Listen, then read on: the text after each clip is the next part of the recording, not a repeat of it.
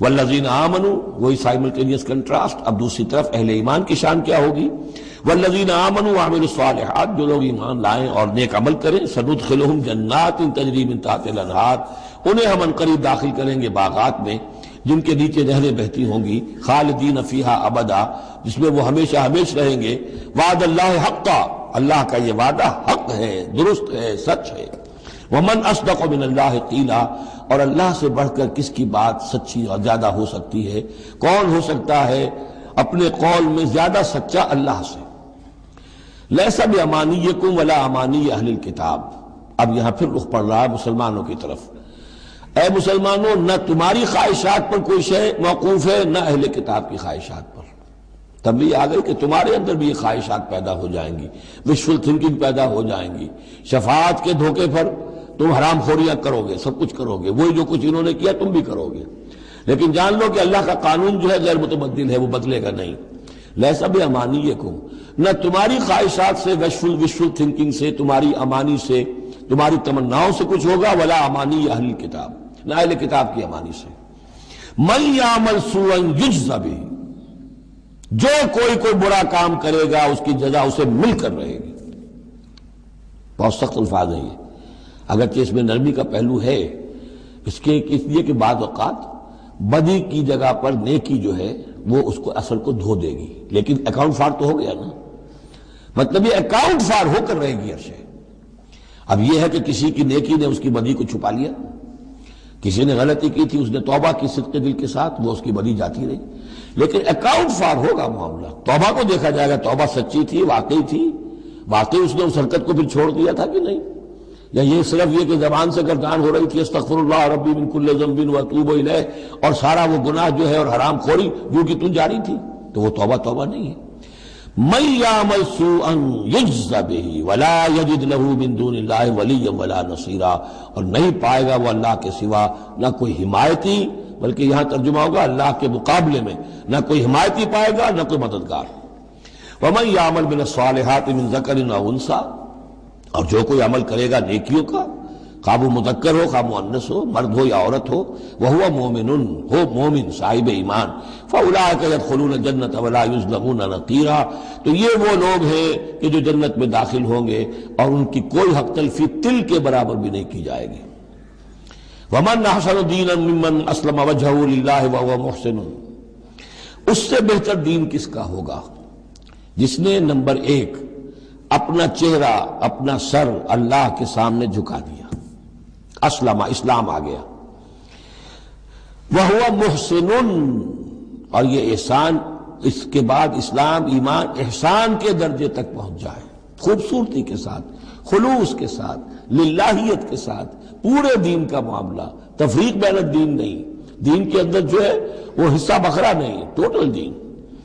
ومن احسن دینا ممن اسلم وجهہ للہ وهو محسن واتبع ملت ابراہیم حنیفا، اور اس نے پھر پیروی کی دین ابراہیم کی یکسو ہو کر، یا ابراہیم کی جو یکسو تھا.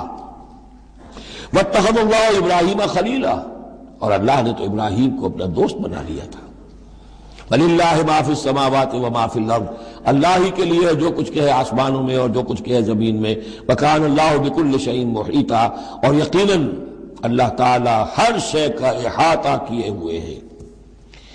اب جو حصہ آ رہا ہے یہ وہی مسلمانوں سے خطاب ہے، لیکن اس میں ایک استدراک سمجھیے کہ جو شروع میں کچھ آیتیں آئی تھیں خواتین کے معاملے میں، یتیم عورتوں کے معاملے میں، ان سے نکاح کے معاملے میں یا طلاق کے معاملے میں، اب اس میں کچھ وضاحتیں، کچھ سوالات مسلمانوں کی طرف سے ہوئے، مزید وضاحتیں طلب کی گئی تو اللہ نے یہ وضاحتیں نازل کی ہیں.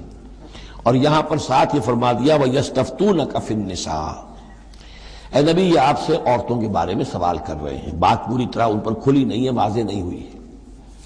قُلِ اللَّهُ يُفْتِيكُمْ فِيهِنَّ، ٹھیک ہے کہہ دیجئے اے نبی ان سے، اللہ تمہیں فتویٰ دیتا ہے، بتاتا ہے، وضاحت کرتا ہے ان کے بارے میں. وَمَا يُتْلَىٰ عَلَيْكُمْ فِي الْكِتَابِ مِنْ يَتَامَى النِّسَاءِ، اب وہ آیت نمبر 3 کے اندر بات واضح ہو گئی، قرآن نے ثابت کر دیا کہ وہاں جو کہا تھا کہ وَإِذْ خِفْتُمْ أَلَّا تُقْسِطُوا فِي الْيَتَامَى، تو یتامى النساء مراد تھی وہاں پر، کہ اگر تمہیں اندیشہ یہ ہو کہ یتیم لڑکیوں سے شادی کرو گے تو ان کے ساتھ انصاف نہیں کر سکو گے، اس لیے کہ ان کی طرف سے یہ ہے نہیں جو ان کے حقوق کا پاسدار ہو اور تم سے کوئی بات پوچھ کر سکے ان کی طرف سے، تو پھر ان سے شادی مت کرو. بلکہ تم اور جو عورتیں ہیں شادی اگر کرنی ہے ایک سے زائد تو ما طاب لکم من النساء مثنی و ثلاث و رباع شادی کرو. تو یہاں فرمایا وہ تھا عورتوں کی، یتیم عورتوں کے بارے میں وہ حکم تھا، ما یتلی علیکم، جو تمہیں سنایا گیا، جو سنایا جا رہا ہے کتاب میں، فی یتامی النساء، ان عورتوں کے بارے میں کہ جو یتیم ہیں، وہ عورتیں یا لڑکیاں، لا تؤتونہن ما کتب لہن، تم دیتے نہیں ہو انہوں جو اللہ نے ان کے لیے لکھ دیا ہے. بغیر مہر کے یتیم بچی تھی، آپ نے شادی کر لی، کون اس کی طرف سے مہر طلب کرے گا؟ وترغبون ان تنکحوہن، اور چاہتے ہو کہ اسے نکاح بھی کرو. والمستضعفین من الولدان، اسی طرح بچے جو ہیں ان کے ساتھ بھی جو ظلم ہوتا ہے. وان تقوموا للیتامی بالقسط، اور وہ جو ہم نے تمہیں اتنی تفصیل سے احکام دیے ہیں کہ یتیموں کے معاملے میں انصاف پر کاربند رہو. وما تفعلوا من خیر فإن اللہ کان بہ علیما، اور جو خیر بھی تم کرو گے اللہ اس سے واقف ہے، تمہاری نیتوں کو جانتا ہے. تو وہ احکام ہے، بنیادی ہدایات دے دی گئی ہیں، اور اس میں اس سے اضافی شے جو ہے وہ یہ ہے کہ تمہاری نیت صاف ہونی چاہیے. واللہ یعلم المفسد من المصلح، اللہ جانتا ہے کہ کون حقیقت میں شرارتی ہے اور کون جو ہے اس کی نیت صحیح ہے. وَإِنِ امْرَأَةٌ خَافَتْ مِنْ بَعْلِهَا نُشُوزًا، اب دیکھیے ایک نشوز عورت کے لیے آیا تھا کہ اگر واللاتی تخافون نشوزہن، وہ عورتیں، وہ بیویاں کہ جو سرکشی کر رہی ہیں، حکم نہیں مان رہی ہیں، تابعداری نہیں کر رہی ہیں، زدم زدہ پر اڑی ہوئی ہیں، ان کے بارے میں تو آ چکا تھا شروع میں. اب یہاں عورتوں پر بھی تو ہو سکتا ہے کہ مرد ظلم کر رہا ہے، مرد جو ہے وہ ان کا حقوق ادا نہیں کر رہا ہے، شوہر جو ہے وہ اپنی قوامیت جو ہے اس کو غلط طریقے پہ استعمال کر رہا ہے، روب ڈالتا ہے، دھونس دیتا ہے، یا اور بری طریقے سے ستاتا ہے، تنگ کرتا ہے، تنگ کر کے وہ مہر معاف کرواتا ہے یا کچھ اور. اگر ذرا اس کے والدین اچھے کھاتے پیتے ہیں تو لاؤ اپنے والدین کے گھر سے.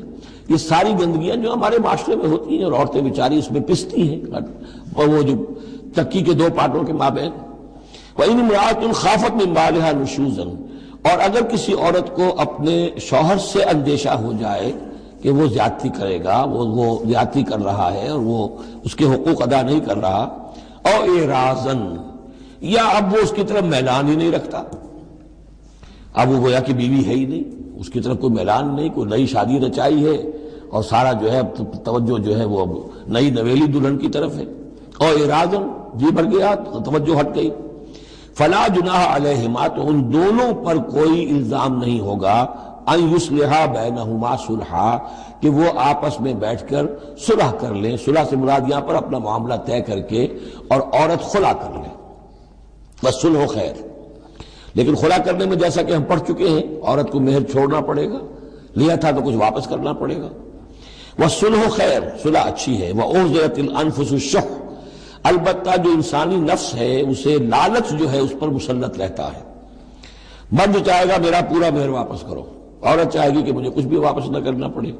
وَإِن تُحْسِنُوا، یہ آ چکا ہے سورہ بقرہ کے اندر، یہ مضامین آ چکے ہیں. وَإِن تُحْسِنُوا، اگر تم نیکی کرو، تم مرد ہو، تم مردانگی کا ثبوت دو، اس معاملے کے اندر نرمی کرو، ان کا حق جو ہے زیادہ رکھو. وَتَتَّقُوا فَإِنَّ اللَّهَ كَانَ بِمَا تَعْمَلُونَ خَبِيرًا، اور تم تقویٰ کی روش اختیار کرو تو جان لو کہ اللہ تعالیٰ تمہارے تمام اعمال سے باخبر ہے. وَلَن تَسْتَطِيعُوا أَن تَعْدِلُوا بَيْنَ النِّسَاءِ، اچھا وہاں یہ آیت بھی آئی تھی کہ وَإِنْ خِفْتُمْ أَلَّا تَعْدِلُوا فَوَاحِدَةً، اگر تمہیں اندیشہ یہ ہو کہ تم اپنی بیویوں پہ اگر ایک سے زائد ہیں، دو ہیں، تین ہیں، چار ہیں، تو عدل نہیں کر سکو گے تو پھر ایک ہی پر اکتفا کرو، پھر دوسری شادی مت کرو. تمہیں اطمینان ہے، تمہیں اپنے اوپر یہ اعتماد ہے کہ تم یہ عدل کر سکتے ہو تب دوسری شادی کرو، ورنہ نہیں. لیکن اب اس میں جیسا کہ میں نے عرض کیا تھا کہ کچھ چیزیں تو ہوتی ہیں گنتی کی، ناپ تول کی، اس میں تو عدل ہو سکتا ہے، لیکن ایک قلبی میلان جو ہے اس کے اندر تو ظاہر بات ہے انسان کے اختیار میں نہیں ہے.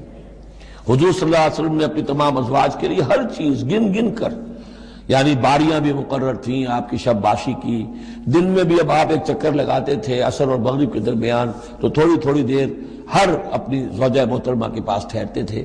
کہیں تھوڑی دیر بھی زیادہ ہو جاتی تو کھلبلی مچ جاتی تھی، آج وہاں کیوں ٹھہر گئے، آج زینب کے پاس زیادہ وقت کیوں لگ گیا، آج فلاں کیا ہو گیا، وہاں شہد دیا گیا تھا، وہ شہد پی رہے تھے تو اس وجہ سے دیر لگ گئی. تو حضور سے جب کہا گیا اشارے کنائے سے آپ نے قسم کھا لی اچھا میں آئندہ کبھی شہد نہیں پیوں گا. حضور نے اللہ تعالیٰ نے ٹوک دیا کہ حضور یہ کیوں آپ قسم کھا رہے ہیں، لما تحرم ما احل اللہ لک تبتغی مرضات ازواجک. تو یہ چیزیں جو ہوتی ہیں انسانی معاشرے میں بہرحال بہت بہتر معاملہ تھا، بہت بہتر تھا حضور کے ازواج مطہرات کا آپس میں، لیکن یہ کہ بالکل ظاہر بات ہے کہ کچھ نہ کچھ تو شوق ناپا جو ہوتا ہے اس کے کوئی نہ کوئی اثرات تو ہوتے ہیں، یہ عورت کی فطرت ہے، اس کے اندر اختیار میں نہیں ہے۔ تو یہ چیزیں جو ہے فرمایا کہ اگر تم وَلَن تَسْتَطِيعُوا أَن تَعْدِلُوا بَيْنَ النِّسَاءِ، تمہارے لیے ممکن ہی نہیں ہے کہ تم عورتوں کے مابین انصاف کر سکو۔ مراد کیا ہے؟ قلبی میلان، یہ حدیث کے اندر واضح ہو گیا۔ اور حضور فرمایا کرتے تھے کہ اللہ جو بھی چیزیں ہیں میں نے اس میں پورا عدل کیا ہے، باقی جہاں تک میرے دل کا میلان کا تعلق ہے مجھے امید ہے تو مجھ سے مواخذہ نہیں کرے گا۔ یہ ہے ظاہر بات ہے، لیکن اگر تم چاہو بھی تو تم عدل نہیں کر سکتے۔ وَلَن تَسْتَطِيعُوا أَن تَعْدِلُوا بَيْنَ النِّسَاءِ وَلَوْ حَرَصْتُمْ، چاہے تم کتنے حریص ہو اس کے، نہیں کر سکتے۔ فَلَا تَمِيلُوا كُلَّ الْمَيْلِ، تو ایسا نہ ہو کہ ایک کی طرف پورے کے پورے جھک جاؤ۔ میلان، میل، کل المیل، ایک ہی کی طرف پورا میلان ہو جائے، فَتَذَرُوهَا كَالْمُعَلَّقَةِ، کہ دوسری بیوی معلق ہو کر رہ جائے، اب نہ وہ شوہر والی ہے اور نہ آزاد ہے، اس سے کوئی تعلق ہی نہیں۔ وَإِن تُصْلِحُوا وَتَتَّقُوا، اگر تم اصلاح کر لو اور تقوی کی روش اختیار کرو، فَإِنَّ اللَّهَ كَانَ غَفُورًا رَحِيمًا، تو اللہ تعالیٰ بھی غفور الرحیم ہے۔ وَإِن يَتَفَرَّقَا، اب یہ بہت اہم موضوع ہے کہ ہمارے ہاں طلاق کے بارے میں جو یہ مشہور ہو گیا صحیح ہے، ان ابغض الحلال عند اللہ الطلاق، یہ حلال چیزوں میں سب سے زیادہ اللہ کو ناپسند جو ہے وہ طلاق ہے، لیکن اسے کفر کے درجے تک پہنچایا ہوا ہے۔ لڑائی چل رہی ہے، جھگڑا چل رہا ہے، مزاجوں میں موافقت نہیں ہے، ایک دوسرے کو کوس رہے ہیں، دن رات کا جھگڑا ہے، طلاق نہیں دینی۔ یہ احمقانہ طرز عمل ہے، بالکل احمقانہ، شریعت کی منشا کے بالکل خلاف۔ یہاں آپ دیکھیں کہ ایک طرح کی ترغیب ہے طلاق کی، ترغیب۔ وَإِن يَتَفَرَّقَا، اب اگر وہ متفرق ہو جائیں، علیحدہ ہو جائیں، سیپریشن جو آپ استعمال کرتے ہیں، سیپریٹ ہو جائیں، یغنی اللہ کلا من سعتہ، اللہ دونوں کو اپنی کشادگی کشائش سے غنی کر دے گا۔ ہو سکتا ہے اس عورت کو بھی کوئی بہتر رشتہ مل جائے کہ جو اس سے اس کی صد مزاجی موافقت رکھنے والا ہو، اور اس شوہر کو بھی اللہ تعالیٰ کوئی بہتر بیوی دے دے کہ جس کے اور اس کے درمیان جو ہے مزاج کے اندر موافقت پیدا ہو جائے۔ تو یہ کہ عدم موافقت ہے، لڑتے رہنا ہے، دنگا فساد ہے، لیکن یہ کہ وہ طلاق نہیں دینی ہے، یہ ہندوانہ اثرات ہیں ہم پر نمبر ایک، اور دوسرے عیسائیانہ اثرات ہیں۔ عیسائیت پہ بھی طلاق حرام ہے، اس لیے کہ قانون اصل میں شریعت، انجیل میں شریعت اور قانون تو ہے ہی نہیں، لیکن جو حضور نے فرمایا ان ابغض الحلال عند اللہ الطلاق، ایسی ہی کوئی بات حضرت مسیح نے فرمائی کہ طلاق اگر بلا وجہ کوئی شخص طلاق دے دیتا ہے تو یہ ایسا ہی ہے، فرض کیجئے کہ اب وہ عورت جو ہے اس کی وہ بے سہارا رہ گئی، ہو سکتی ہے کہ اس کا آوارہ ہو جائے، تو گویا کہ اب اس کی گناہ کا وبال اس پر ہوگا کہ جس نے اسے طلاق دی ہے، بلا سبب طلاق دے دی۔ اب وہ عورت جو ہے اگر اس کی شادی اور نہیں ہوئی تو اس کی آوارگی کا امکان موجود ہے۔ تو اس کو سمجھنا چاہیے کہ یہ اخلاقی تعلیم تھی، یہ قانونی تعلیم نہیں تھی۔ قانونی تعلیم تو وہی ہے کہ جو تورات کے اندر ہے، آپ حضور حضرت مسیح فرما کر گئے ہیں کہ یہ نہ سمجھو کہ میں قانون کو ختم کرنے آیا ہوں، موزائک لا جو ہے حضرت موسیٰ کی شریعت وہ تم پر نافذ رہے گی، لاگو رہے گی، عائد رہے گی۔ تو قانون قانون ہے اور اس کے ساتھ اخلاق کی تعلیم ہوتی ہے، اس کو انہوں نے قانون بنا دیا، نتیجہ یہ ہوا جب تک بیوی کے اوپر آپ بد کرداری کا الزام ثابت نہ کر دیں آپ طلاق نہیں دے سکتے، لہذا وہ 100 طریقے کر کے پہلے اسے بد کردار بناتے ہیں اور پھر اس کا ثبوت لیتے ہیں تب جان چھڑاتے ہیں، ورنہ جان چھوڑ نہیں سکتی۔ تو یہ سارا کا سارا معاملہ جو ہے شریعت کے اندر تو جو صحیح راستے رکھ دیے گئے ہیں ان کو اگر چھوڑا جائے گا تو پھر غلط راستے اختیار کرنے پڑیں گے۔ تو ایک ہندوانہ اثرات جو ہمارا پس منظر ہے اور ایک جدید تہذیب کے جس پر عیسائیت کا غلبہ ہو گیا تھا، ان کے ہاں کے اثرات کی وجہ سے یہ طلاق کا معاملہ ہمارے ہاں تقریباً کفر بنا دیا لوگوں نے۔ وَإِن يَتَفَرَّقَا يُغْنِ اللَّهُ كُلًّا مِّن سَعَتِهِ، اگر وہ علیحدہ ہو جائیں، نہیں مزاجوں کی موافقت ہو رہی، اللہ غنی کر دے گا ہر ایک کو، دونوں کو اپنی وسعت میں سے۔ وَكَانَ اللَّهُ وَاسِعًا حَكِيمًا، اللہ بڑی وسعت رکھنے والا ہے، بڑی سمائی رکھنے والا ہے، اس کے خزانے بڑے وسیع ہیں، حکیم ہے، حکمت والا ہے، اس کا ہر حکم جو ہے وہ حکمت پر مبنی ہے۔ وَلِلَّهِ مَا فِي السَّمَاوَاتِ وَمَا فِي الْأَرْضِ، اللہ ہی کا ہے جو کچھ کہ ہے آسمانوں میں اور جو کچھ کہ ہے زمین میں۔ وَلَقَدْ وَصَّيْنَا الَّذِينَ أُوتُوا الْكِتَابَ مِن قَبْلِكُمْ وَإِيَّاكُمْ أَنِ اتَّقُوا اللَّهَ، اور دیکھو مسلمانوں، جو تم سے پہلے تھے انہیں بھی ہم نے وصیت کی تھی، جنہیں کتاب دی تھی، اور اب تمہیں بھی وصیت یہی ہے کہ اللہ کا تقوی اختیار کرو۔ اصل شے ہے تقوی، ورنہ شریعت جو ہے اس کا بھی مذاق بن جائے گا۔ اسی لیے حضور کا جو خطبہ ہے بہت مشہور، عام جمعوں میں آپ سنتے بھی ہوں گے، اوصیکم و نفسی بتقوی اللہ، مسلمانوں میں تمہیں بھی وصیت کرتا ہوں اور اپنے نفس کو بھی وصیت کرتا ہوں کہ اللہ کا تقوی اختیار کرو۔ قوا انفسکم واہلیکم نارا، بچاؤ اپنے آپ کو اور اپنے اہل و عیال کو آگ سے۔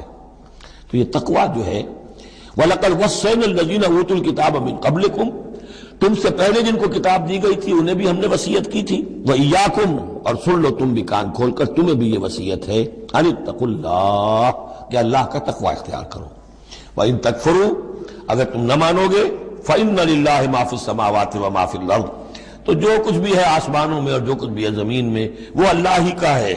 وَكَانَ اللَّهُ غَنِيًّا حَمِيدًا، اور اللہ تعالیٰ تو غنی ہے، اپنی ذات میں خود ستودہ صفات ہے۔ وَلِلَّهِ مَا فِي السَّمَاوَاتِ وَمَا فِي الْأَرْضِ، اور آسمانوں اور زمین میں جو کچھ ہے وہ اللہ کا ہے۔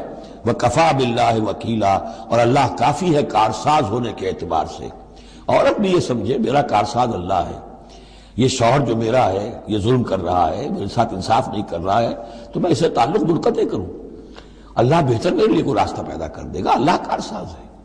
اسی طریقے سے مرد بھی یہ سمجھے، کوئی عورت ہے دین کے معاملے میں نہیں اس کے ساتھ تعاون کر رہی ہے، وہ دین کا کام کرنا چاہتا ہے، تو آخر یہ نہیں ہے کہ سمجھا جائے کہ ہر صورت عورت سے تو نباہ کرنا ہے چاہے اللہ کس سے بغاوت ہو جائے، یہ تو کوئی بات نہ ہوئی، ہر چیز کو رکھنا ہے اپنے مقام پر۔ ان یشاء یذہبکم ایھا الناس، اے لوگوں کیا سمجھتے ہو تم، اللہ چاہے تو تم سب کو لے جائے، ختم کر دے، ویات بآخرین، اور لوگوں کو پیدا کر دے، تمہاری کوئی حیثیت نہیں اللہ کے مقابلے میں، نفس واحد کی طرح ہو، جب چاہے اللہ تعالیٰ تم سب کو نسل منسیہ کر دے۔ وَكَانَ اللَّهُ عَلَى ذَلِكَ قَدِيرًا، اور یقیناً اللہ تعالیٰ اس چیز پر قادر ہے۔ مَنْ كَانَ يُرِيدُ ثَوَابَ الدُّنْيَا فَعِندَ اللَّهِ ثَوَابُ الدُّنْيَا وَالْآخِرَةِ، جو کوئی بھی دنیا کا ثواب چاہتا ہے، ساری بھاگ دوڑ محنت دن رات کی کوشش دنیا کمانے میں، اور پیسہ اور دولت اور جائیداد اور ترقی، عہدوں میں ترقی، اور اپنی اور زندگی کے اور ان چیزوں کے اندر لگے ہوئے ہیں سارے دن ساری رات۔ ہاں، عند اللہ ثواب الدنیا والآخرہ، اللہ کے پاس تو ثواب دنیا کا بھی آخرت کا بھی ہے۔ تو ہی ناداں چند کلیوں پر قناعت کر گیا، ورنہ گلشن میں علاج تنگی دوران بھی تھا۔ اللہ سے تم مانگو، دنیا بھی مانگو آخرت بھی مانگو۔ ربنا آتنا فی الدنیا حسنۃ وفی الآخرۃ حسنۃ وقنا عذاب النار، اللہ کے ساتھ اپنے معاملے کو درست کرو، خلوص و اخلاص کے اوپر اپنا تعلق استوار کرو، اس کی طرف سے جو ذمہ داریاں ہیں انہیں ادا کرو، پھر یہ کہ اللہ تعالیٰ دنیا سے بھی نوازے گا۔ من کان یرید ثواب الدنیا فعند اللہ ثواب الدنیا والآخرہ وکان اللہ سمیعا بصیرا، اور اللہ تعالیٰ سب کچھ سننے والا اور دیکھنے والا ہے۔ اب جو آیت آ رہی ہے وہ پھر عظیم ترین آیات میں سے قرآن مجید کی، یا ایھا الذین آمنوا کونوا قوامین بالقسط شہداء للہ ولو علی انفسکم او الوالدین والاقربین ان یکن غنیا و فقیرا فاللہ اولی بہما فلا تتبعوا الہوی ان تعدلوا وان تلووا او تعرضوا فان اللہ کان بما تعملون خبیرا۔ اے اہل ایمان، کھڑے ہو جاؤ عدل کو قائم کرنے کے لیے پوری قوت کے ساتھ۔ سورہ آل عمران میں ہم نے کیا پڑھا تھا؟ اللہ قائمم بالقسط ہے، شہد اللہ انہ لا الہ الا ہوا والملائکۃ واولو العلم قائمم بالقسط۔ جب اللہ عدل قائم کرنا چاہتا ہے تو اللہ کے اس دنیا میں کارندے کون ہیں؟ اہل ایمان، سپاہی ہیں، اللہ کے سپاہی۔ لہذا عدل قائم کرے گا اللہ دنیا میں اہل ایمان کے ذریعے۔ اللہ دین کا غلبہ چاہتا ہے لیکن اہل ایمان کو جانیں دینی ہوگی، کوششیں کرنی ہوگی، اثار کرنا ہوگا، قربانیاں دینی ہوگی، تب دین غالب ہوگا۔ لیکن یہ اندازہ کیجئے کہ کس قدر اہمیت ہے عدل و قسط، یہ جو سوشل جسٹس کا معاملہ ہے، جتنا زور اسلام نے دیا ہے، بدقسمتی سے آج کا ہمارا مذہبی طبقہ اتنا ہی اس سے بے بہرا، سرے سے انہیں پتہ ہی نہیں کہ سوشل جسٹس کی بھی کوئی اہمیت اسلام میں ہے۔ قانون کی اہمیت ہے، تعزیرات کی اہمیت ہے، چور کا ہاتھ کاٹو اس کی اہمیت تو معلوم ہے، لیکن یہ کہ اس نظام کو درست کرو، ظلم ختم کرو، ایکسپلائٹیشن ختم کرو۔ یہ سرمایہ دار جس طریقے سے خون چوس رہے ہیں اور چوس چوس کر جیسے مچھر پھول جاتا ہے ہمارا خون پی کر، اس طرح وہ پھولے ہوئے ہیں، آخر یہ پورا نظام درست کرو نا۔ یہ مشین جو ہے، یہ پورا نظام جو ہے جس میں کہ ڈسٹریبیوشن آف ویلتھ جو ہے اس کا نظام غلط ہے۔ ایک ایسی چکی ہے کہ آٹا پیس کر ایک طرف ڈالتی ہے، دوسری طرف ڈالتی ہی نہیں ہے۔ ایک طرف بھوک ہے، کاد الفقر ویکون کفرا، یہ فقر جو ہے یہ تو کفر تک انسان کو پہنچا دیتا ہے۔ پہلے وہ نظام قائم کرو جس میں عدل ہو، جس میں ضمانت دی گئی ہو کہ ہر شخص کی، ہر شہری کی بنیادی ضروریات کی کفالت ہے جو نظام خلافت کے اندر ہے۔ پھر کوئی چوری کرے تو ہاتھ کاٹو، ضرور کاٹو، لیکن یہ ہے کہ قانون تو ہمیں معلوم ہے۔ بحالات موجودہ آپ وہ قانون نافذ کر دیجئے، فائدہ ہوگا حرام خوروں کو، بلیک مارکیٹوں کو، جنہوں نے کہ حرام خوری سے دولت جمع کی ہوئی ہے۔ چور کا ہاتھ کٹے گا تو وہ پھر پاؤں پھیلا کے سوئیں گے، انہیں ڈر کائے کرا، فائدہ انہیں ہوگا۔ اصل شے یہ، میں یہ نہیں کہہ رہا کہ شریعت نافذ نہ کی جائے، معاذ اللہ، لیکن یہ کہ شریعت شریعت ہے، دین دین ہے۔ لا جو ہے وہ سب سرو کرتا ہے سسٹم کو، قانون جو ہے وہ کسی نظام کو قائم کرتا ہے، مضبوط کرتا ہے، سب سرو کرتا ہے، اس کی خدمت کرتا ہے۔ جو سسٹم ہے نظام دین کا، اس کو قائم کرو، اور پھر اس کو قائم رکھنے کے لیے، اسے کنسولیڈیٹ کرنے کے لیے، اسے چلانے کے لیے، اسے مستقل کرنے کے لیے قانون نافذ کرو۔ یہ ہے جو کہ اصول ہے۔ یا ایھا الذین آمنوا کونوا قوامین بالقسط شہداء للہ، یہی مضمون سورہ مائدہ میں بھی آ جائے گا، کل ہم پڑھیں گے انشاءاللہ۔ صرف یہ کہ اس میں ترتیب بدل گئی ہے، یا ایھا الذین آمنوا کونوا قوامین للہ شہداء بالقسط، بس اتنا فرق ہے۔ لیکن اس میں اشارہ ہو گیا کہ اللہ اور قسط گویا کہ مترادف الفاظ ہیں۔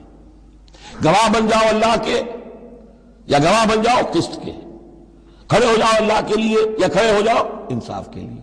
معلوم ہوا اللہ اور قسط یہ مترادف ہے۔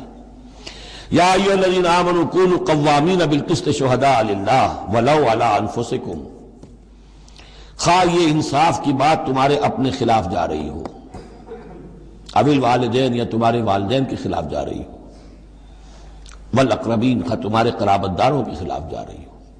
تمہارا تعلق عدل کے ساتھ، انصاف کے ساتھ، قسط کے ساتھ ہے، رشتہ داری کے ساتھ نہیں۔ ان یکن غنیا اور فقیرا، ایک چور دروازہ یہ ہوتا ہے تو خیر حق تو اس کا نہیں بنتا ہے، لیکن یہ غریب ہے، چلو میں اس کے حق میں فیصلہ کر دوں۔ ان یکن غنیا اور فقیرا فاللہ اولیٰ بہما، چاہے وہ شخص غنی ہے یا فقیر ہے، دونوں کا پشت پناہ اللہ ہے، دونوں کا کفیل اللہ ہے، تم نہیں ہو کفیل۔ تمہیں فیصلہ کرنا ہے جو صحیح ہے، جو عدل پر ہے، جو انصاف پر ہے، وہ فیصلہ کرنا ہے، کسی کی جانبداری نہیں۔ وہ جانبداری نہ باپ کی کرنی ہے، نہ ماں کی کرنی ہے، نہ بھائی کی کرنی ہے، نہ خود اپنی کرنی ہے۔ یا ایھا الذین آمنوا کونوا قوامین بالقسط شہداء للہ، اللہ کے گواہ بن کر کھڑے ہو جاؤ اللہ کے حق میں۔ دیکھیے شہادت اعلیٰ، لوگوں پر گواہی، اور شہادت للہ، اللہ کے لیے گواہی۔ یہوہاز وٹنسز، اللہ کے گواہ، یہ تو ہمیں ہونا چاہیے، اللہ کے گواہ بن کر کھڑے ہو جائیں، ہر حق بات جو اللہ کی طرف سے اس کے علم بردار ہوں، اور اس حق کو قائم کرنے کے لیے تن من دھن لگانے کے لیے اپنی کمر کس لیں۔ وَلَوْ عَلَىٰ أَنفُسِكُمْ وَبِالْوَالِدَيْنِ وَالْأَقْرَبِينَ إِنْ يَكُنْ غَنِيًّا أَوْ فَقِيرًا فَاللَّهُ أَوْلَىٰ بِهِمَا، ان کا خیر خواہ اللہ ہے۔ فَلَا تَتَّبِعُوا الْهَوَىٰ، تو دیکھو خواہشات کی پیروی نہ کرو، أَن تَعْدِلُوا، مبادا تم عدل سے ہٹ جاؤ، کہ تم عدل نہ کرو، خواہشات کی پیروی کر کے عدل سے برگشتہ ہو جاؤ۔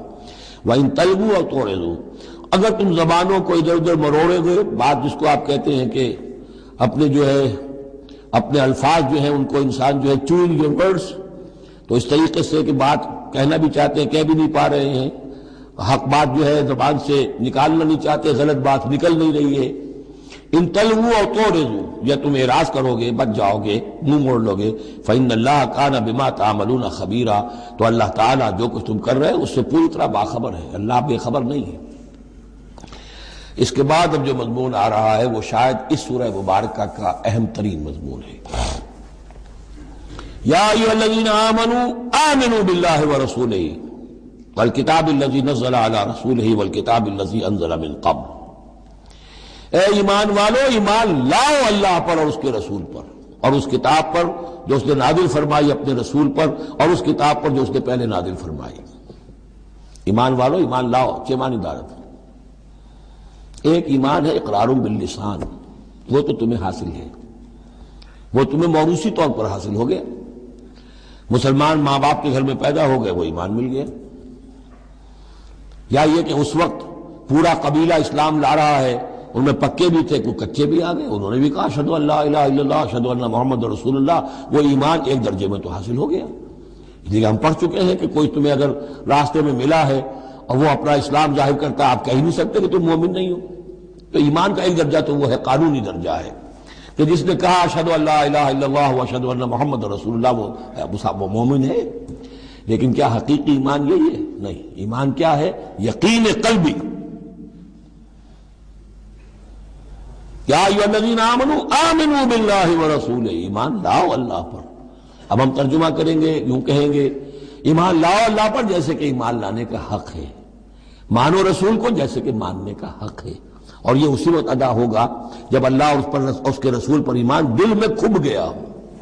جیسے صحابہ کے بارے میں فرمایا گیا سورہ حجرات میں وَلَٰكِنَّ اللَّهَ حَبَّبَ إِلَيْكُمُ الْإِيمَانَ وَزَيَّنَهُ فِي قُلُوبِكُمْ، اللہ نے ایمان کو تمہارے نزدیک محبوب بنا دیا، اسے تمہارے دلوں میں کھبا دیا ہے۔ اور کچھ لوگوں کے بارے میں فرمایا قالت الاعراب آمنا قل لم تؤمنوا ولكن قولوا اسلمنا ولما يدخل الايمان في قلوبكم، یہ بدو دعویٰ کر رہے ہیں ہم ایمان لے آئے، اے نبی ان سے کہہ دیجئے تم ہرگز ایمان نہیں لائے ہو۔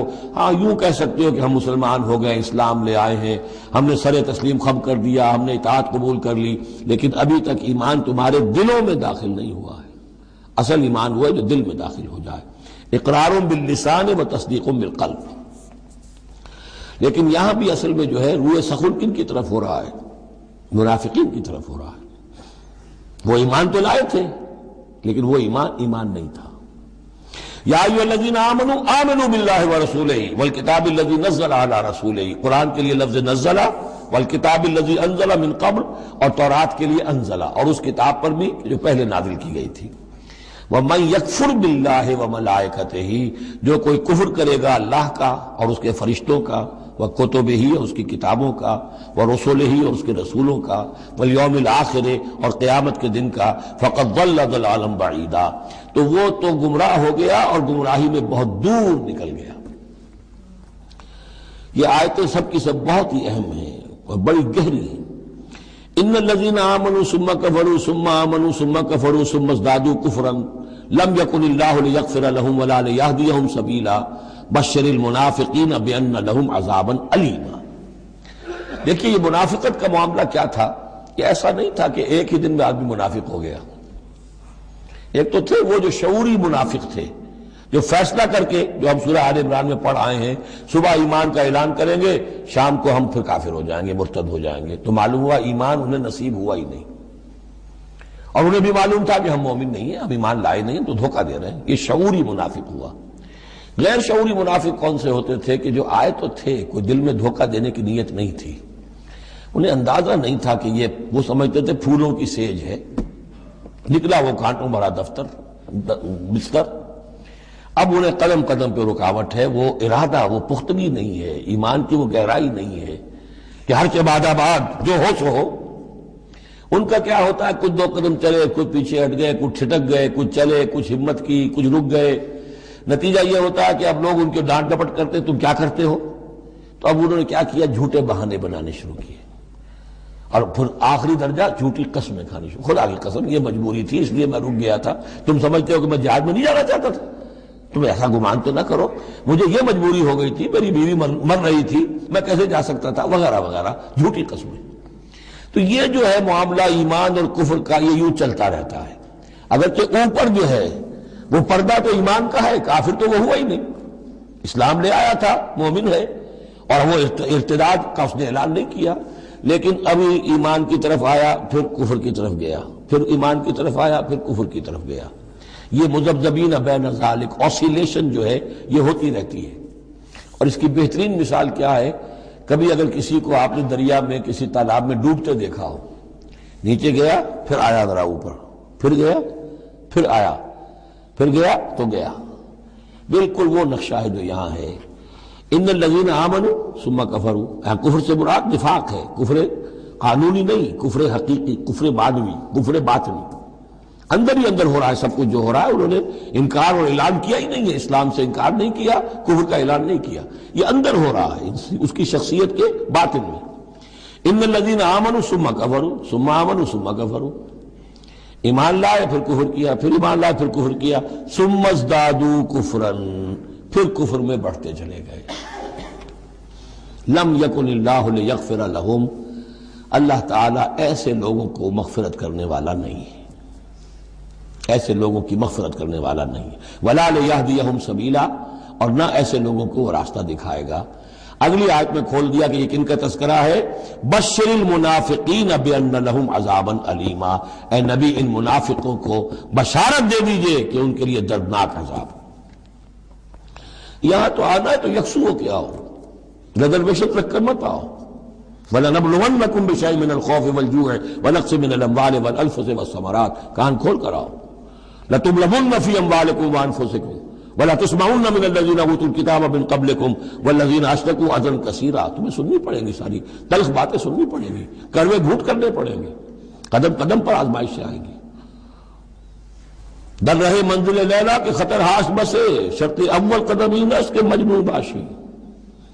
بشر المنافقین، تنزیہ انداز ہے، ان منافقوں کو بشارت دے دیجئے محمد صلی اللہ علیہ وسلم کہ ان کے لیے بہت دردناک عذاب ہے. الذین یتخذون الکافرین اولیاء من دون المؤمنین، ان کی ایک شان یہ بھی تھی کہ وہ جو کفار تھے ان کو دوست بناتے تھے. وہ چاہتے تھے نا don't keep all your eggs in one basket, بالکل یکسو مسلمانوں کے ساتھ ہو جاؤ، کیا پتہ ہے کل پڑھنا جو ہے بدل جائے. تو کفار کے ساتھ بھی keep some good office with them also, کچھ نہ کچھ ان کے ساتھ رہے معاملہ، کہہ سکیں وقت کے اوپر. تو دوستیاں رکھتے تھے. الذین یتخذون الکافرین اولیاء من دون المؤمنین، اہل ایمان کو چھوڑ کر ان کو دوست بناتے ہیں اور ان کو اپنا پشت پناہ بناتے ہیں.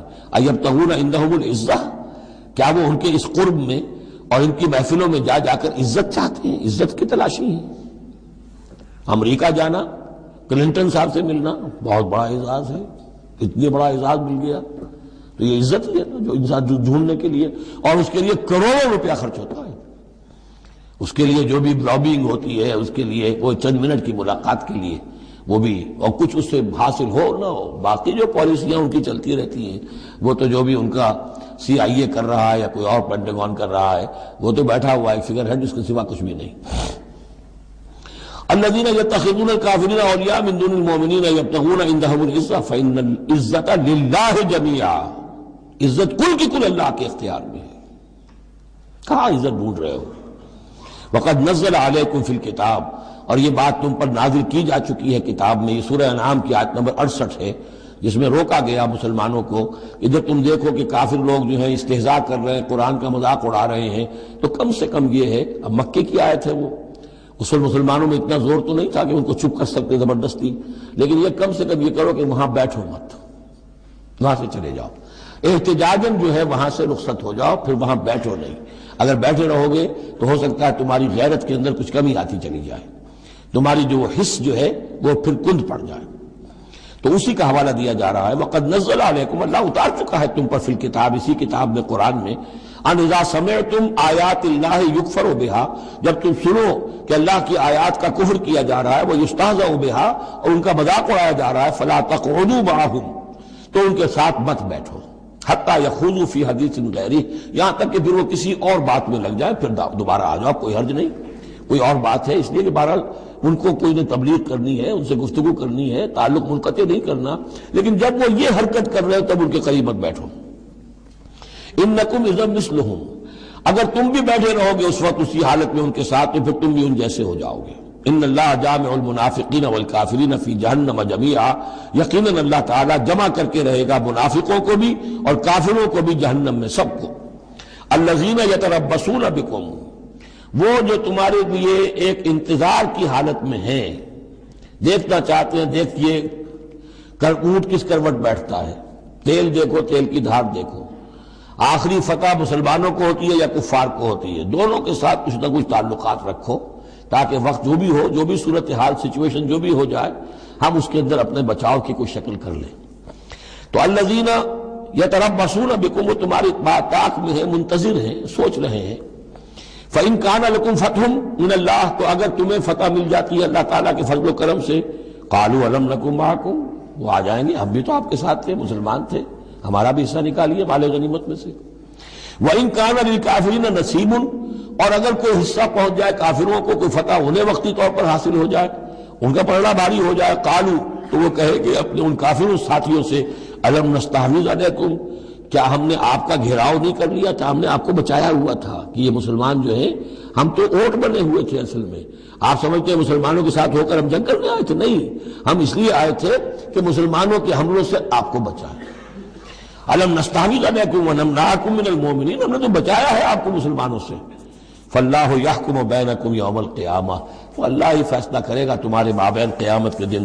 وَلَن يَجْعَلَ اللَّهُ لِلْكَافِرِينَ عَلَى الْمُؤْمِنِينَ سَبِيلًا، اور اللہ تعالیٰ کافروں کو اہل ایمان کے مقابلے میں راہیاب نہیں کرے گا۔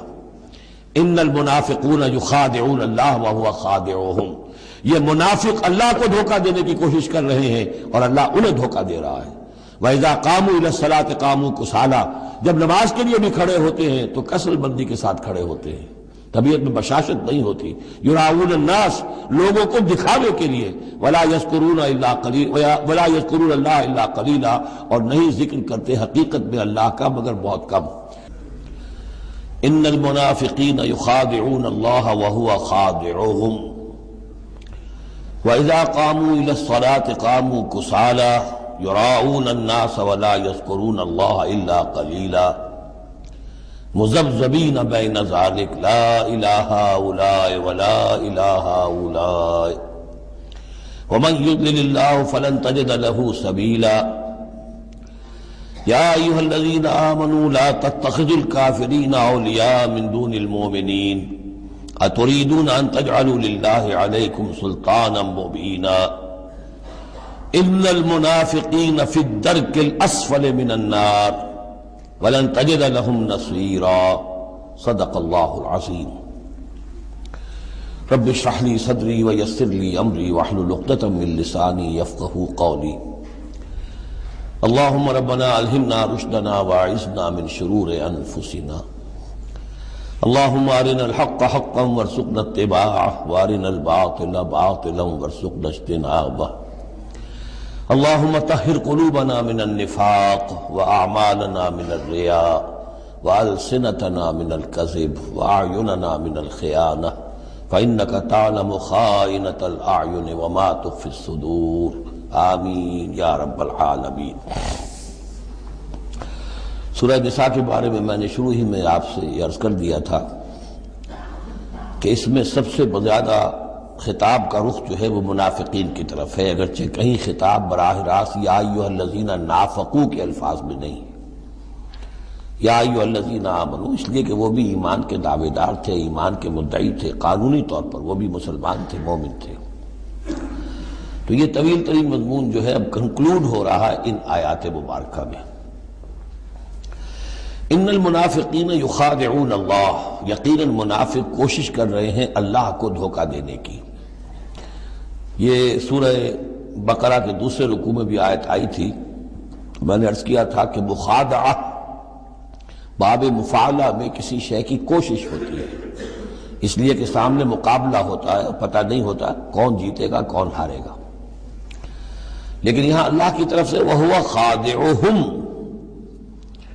اور یہ خادع جو ہے یہ ثلاثی مجرد سے اس میں فاعل ہے، اور یہ آتا ہے نہایت زوردار تاکید کے لیے، اللہ ان کو دھوکہ دے کر رہے گا، یعنی یہ کہ اللہ نے ان کو جو ڈھیل دی ہوئی ہے وہ سمجھ رہے کہ ہم کامیاب ہو رہے ہیں، ہمارے اوپر ابھی تک کوئی آنچ نہیں آئی، کوئی پکڑ نہیں ہوئی، کوئی گرفت نہیں ہوئی، ہم دونوں طرف سے بچے ہوئے ہیں، اس حوالے سے وہ اپنی اس ڈھیل کی وجہ سے بڑھتے چلے جا رہے ہیں، بڑھتے چلے جا رہے ہیں، بڑھتے چلے جا رہے ہیں، اور یہی در حقیقت اللہ کی طرف سے گویا کہ ان کو دھوکہ ہے جو دیا جا رہا ہے کہ وہ سمجھ رہے ہیں کہ ہم کامیاب ہیں۔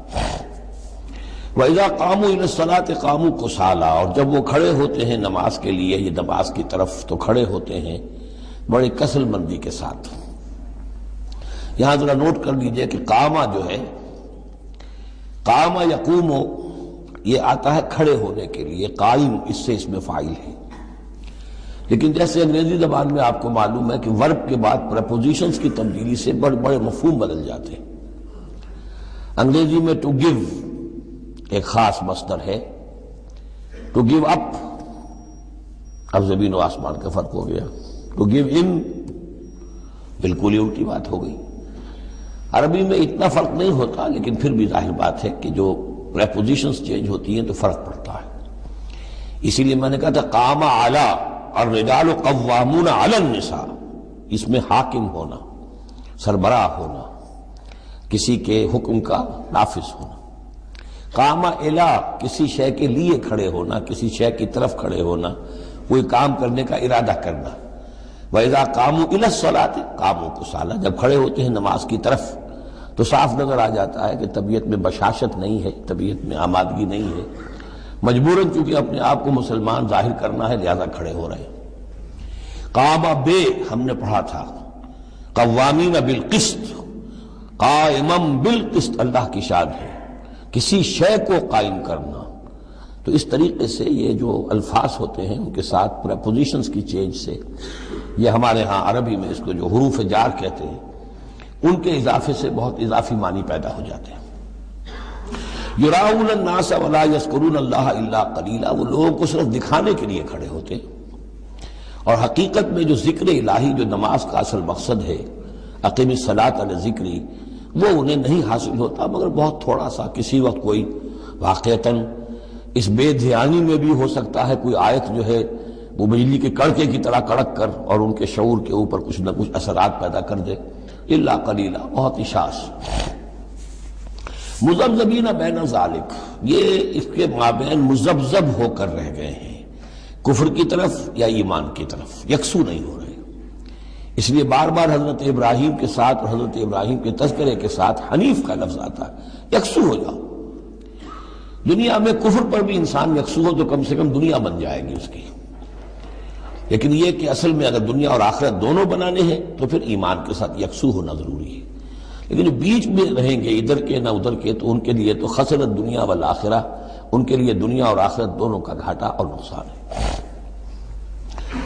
لا الہ الا ولا الہ الا، نہ تو یہ ان کی جانب ہے نہ ان کی جانب ہے، نہ ان کے ساتھ یکسو ہیں نہ ان کے ساتھ یکسو ہیں، نہ اہل ایمان کے ساتھ مخلص ہیں نہ اہل کفر کے ساتھ مخلص ہیں. وَمَن يُضْلِلِ اللَّهُ فَلَن تَجِدَ لَهُ سَبِيلًا، اور جسے اللہ ہی نے گمراہ کر دیا ہو، یعنی جس کی گمراہی پر اللہ کی طرف سے مہر تصدیق ثبت ہو چکی ہے، پھر اب اس کے لیے فَلَن تَجِدَ لَهُ سَبِيلًا، اس کے لیے کوئی راستہ نہ پاؤ گے. یا ایھا الذین آمنوا لا تتخذوا الکافرین اولیاء من دون المؤمنین، یہ مضمون پہلے بھی آ چکا ہے کہ یہ بھی ایک نفاق کی علامت ہے کہ اہل ایمان کو چھوڑ کر کافروں کے ساتھ دوستیوں کی پینگیں بڑھائی جائیں. اہل ایمان مت بناؤ کافروں کو اپنے حمایتی اور مددگار اور دوست اور بھیدی مسلمانوں کو چھوڑ کر. اتریدون ان تجعلوا للہ علیکم سلطانا مبینا، کیا تم چاہتے ہو کہ تم اپنے خلاف اللہ کے ہاتھ میں ایک دلیل دے دو، حجت دے دو؟ یعنی اللہ تعالیٰ جب محاسبہ کرے گا آخرت میں تو اس دلیل کا کیا جواب دو گے کہ تمہاری دوستیاں کافروں کے ساتھ تھی؟ تو یہ تو حجت قاطع بن جائے گی تمہارے خلاف. علیکم سلطان مبینہ، یہ حجت قاطعہ ہوگی تمہارے خلاف. اب یہ آ رہی آیت ایک اعتبار سے یہ منافقین کے حق میں قرآن حکیم کی سخت ترین آیت ہے، اگرچہ جو سخت ترین آیت بعض اعتبارات سے بلکہ ایک خاص لطیف پہلو سے سخت تر جو آیت ہے وہ سورہ توبہ میں آئے گی. یہ دو صورتیں ہیں اصل میں طویل صورتوں میں سے، سورہ توبہ اور سورہ نساء، جس میں کہ نفاق کا مضمون سب سے زیادہ تفصیل کے ساتھ آیا. ان المنافقین فی الدرک الاسفل من النار، یقیناً منافق آگ کے سب سے نچلے طبقے میں ہوں گے. وَلَن تَجِدَ لَهُمْ نَصِيرًا، اور تم نہ پاؤ گے ان کے لیے کوئی مددگار. إِلَّا الَّذِينَ تَابُوا، اصل میں منافقت کا آخری پردہ جو چاک ہوگا وہ ہوگا سورہ توبہ میں، سورہ گویا کہ سن 9 ہجری میں جا کر. ابھی یہ ہم سن 4 ہجری کے آس پاس ہیں، اس حوالے سے ذرا ابھی فصل ہے، تو ابھی ان کے لیے ایک رعایت رکھی ہے کہ توبہ کا دروازہ تمہارے لیے ابھی کھلا ہے. إِلَّا الَّذِينَ تَابُوا وَأَصْلَحُوا، اب بھی اگر سوائے ان کے جو توبہ کریں اور اصلاح کر لیں، وَاعْتَصَمُوا بِاللَّهِ، اور اللہ سے چمٹ جائیں، یکسو ہو جائیں، ایک ہی طرف کے ہو جائیں. کونوا ربانیین، اللہ والے بن جائیں، شیطان سے پینگیں نہ بڑھائیں، شیطان کے ایجنٹوں سے اپنی دوستیاں نہ کریں، یکسو ہو جائیں اور اپنے آپ کو اس کے ساتھ وابستہ کر دیں ہر چہ باد آباد. اب یہ کشتی جو ہے ایمان کی اور اسلام کی اگر یہ تیرتی ہے تو ہم تیریں گے، اگر خدا نہ خواستہ اس کے لیے کوئی حادثہ ہے تو ہم بھی اس حادثے میں شامل ہو گئے۔ وَأَخْلَصُوا دِينَهُمْ لِلَّهِ، یہ ہے بہت اہم اصطلاح کہ وَإِن تَابُوا إِلَّا الَّذِينَ تَابُوا وَأَصْلَحُوا وَاعْتَصَمُوا بِاللَّهِ وَأَخْلَصُوا دِينَهُمْ لِلَّهِ، اپنی اطاعت کل کی کل اللہ کے لیے کر لیں، مخلص کر لیں۔ یہ نہ ہو کہ زندگی کے کچھ حصے میں اطاعت اللہ کی ہو رہی ہے، کچھ حصے میں کسی اور کی ہو رہی ہے۔ کیا کریں جی، یہ معاملہ تو رواج کا ہے، کیا کریں، اگرچہ ہے تو غلط شریعت کی روح سے، لیکن برادری کا رواج ہے، برادری کو چھوڑ تو نہیں سکتے۔ معلوم ہو آپ نے اپنی اطاعت کے حصے جو ہیں علیحدہ کر لیے، یہ حصہ جو ہے برادری کی اطاعت میں جائے گا، یہ حصہ اللہ کی اطاعت میں جائے گا۔ اطاعت جب تک کل کی کل اللہ کی نہ ہو، جیسے سورہ بقرہ میں ہم نے پڑھا تھا قاتلوہم حتی لا تکون فتنۃ ویکون الدین للہ، دین ہو جائے پورا اللہ کے لیے۔ تو ایک تو اجتماعی سطح پر دین اللہ کے لیے ہو جائے، یعنی اسلامی ریاست قائم ہو جائے، پورا اسلامی قانون ہو، پورا اسلامی نظام ہو۔ اگر یہ نہیں ہے تو ایک شخص انفرادی سطح پر تو اپنی اطاعت تو خالص کر لے اللہ کے لیے، تو یہ تو انفرادی گویا کہ توحید عملی ہے۔ فَأُولَٰئِکَ مَعَ الْمُؤْمِنِينَ، تو یہ لوگ پھر اہل ایمان میں شامل ہو جائیں گے۔ یعنی ابھی پوائنٹ آف نو ریٹرن نہیں ہے ابھی سب کے لیے، بہت سے لوگ تو پہنچ چکے، لیکن پھر بھی ابھی توبہ کا دروازہ کھلا ہے۔ وَسَوْفَ يُؤْتِ اللَّهُ الْمُؤْمِنِينَ أَجْرًا عَظِيمًا، اور جہاں تک مومنین کا تعلق ہے تو اللہ تعالیٰ اہل ایمان کو تو ان قریب بہت بڑا اجر عطا فرمائے گا۔